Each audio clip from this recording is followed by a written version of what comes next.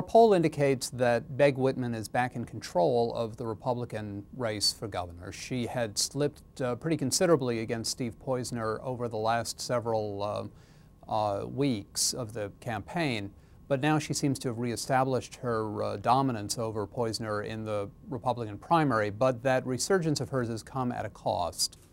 Because Poizner has turned this into a more competitive race, Whitman's had to make a very important strategic adjustment.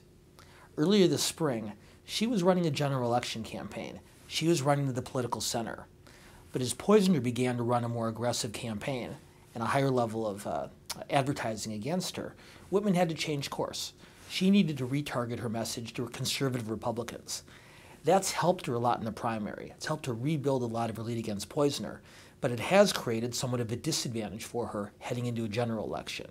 She's repositioned herself as more of a traditional conservative.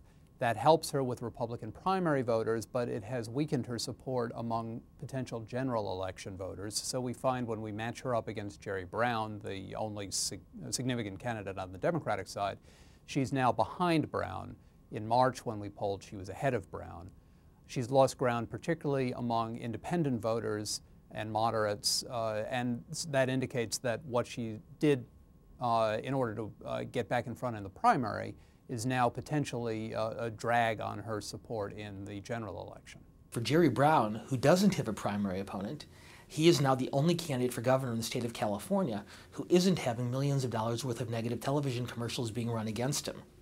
And what that's allowed him to do is, even without being very public in his own right, it's allowed him to build a slight lead over Whitman and a somewhat larger lead over Poizner, not because of what he's saying, but because no one's saying anything bad about him yet.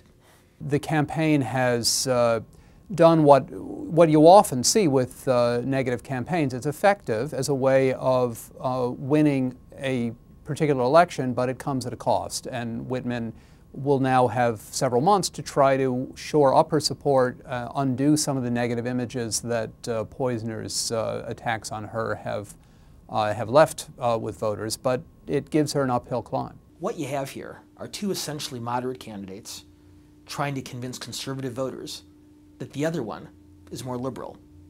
And because the illegal immigration debate has flared up the way it has in Arizona, it's become a very convenient, a very easy way of making that case.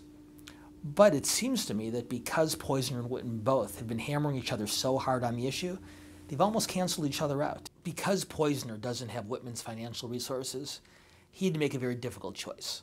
Whitman's been running both positive advertisements about her own agenda and negative ads about what's wrong with Steve Poizner.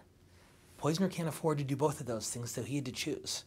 So while he's been running a lot of negative ads against Whitman, he hasn't been telling voters very much about himself, which means the only thing that most Californians know about Steve Poizner is what Meg Whitman is telling them in her TV commercials.